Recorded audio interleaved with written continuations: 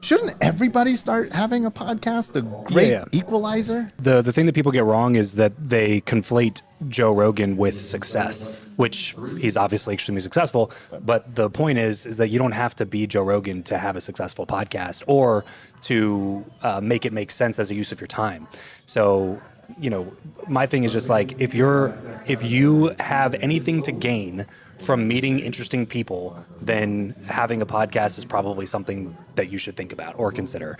The listeners are obviously great, but like the core reason to do it is just the excuse to have conversations and build rapport with people who you might not have ever met, or maybe you did meet, or like we've met maybe at a conference or something like that. But then you actually get to sit down, have an excuse to ask questions, things that you're interested in, build a relationship, have genuine conversation, and then potentially do stuff afterwards, and then be able to have those relationships moving forward. So my metric is way less about like, oh, how many listeners can you get, and it's way more about like finding things and activities that are limited downside with extremely high upside potential. And podcasting to me is like the ultimate version of that, right? Like any other form of business, there's typically a lot of risk involved in like, even if it's a franchise or something like that. We're actually franchising an Everbowl right now.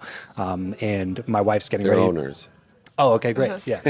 So my wife's getting ready to open our Everbowl store in a couple of weeks. And like franchising is a great opportunity to limit your downside, to limit your risk. But there's still inherently a ton of risk. You still hundreds of thousands of dollars out of pocket to open up a single store.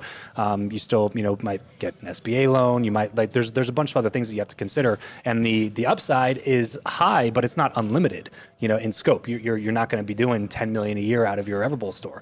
But a podcast is, yeah, right, exactly. Unless you have 17 of them or 20 of them. But Drew Brees. Or Drew Brees. Yeah, I think he's going to be doing fairly well for himself. Sure. Yeah. See me, I just think the override on everyone. But also it's also 10 times more risk to get that much more earning potential. Whereas a podcast to me is one of those things where it's like, it's such limited downside. Like there's almost no downside, especially if you have any excess money in your bank account. There's almost no downside at all. Right. In fact, like this mic, I don't know what exactly this is, but it's probably less than $200. It's connected to an XLR, but you don't have to connect XLR. You can connect the USB directly into your computer. Mm-hmm. There's a mic on Amazon for like $100. Audio Technica ATR2 2100, I believe it's called, and it's USB-C. You can plug directly into your computer. For $100, you can start a podcast. It's like there's no downside to doing it, but the upside potential is like, oh, it could actually turn into something that attracts listenership. Mm-hmm. I can get sponsors. It can pay me a theoretically unlimited number. Joe Rogan, these people there's several now. Joe Rogan was the first one, but there's several $100 million podcast deals that have happened. The Kelsey brothers just signed one. Mm-hmm. Caller Daddy was 60 or 70 million. Smartless was 60 plus million. Somebody else just signed a $100 million deal. I'm blanking on who it was, but Wondery is buying shows. Gimlet was buying shows before they were acquired by Spotify. So there's unlimited upside potential, plus the networking that you get, plus you get to work on your communication skills, plus you get to work on asking better questions.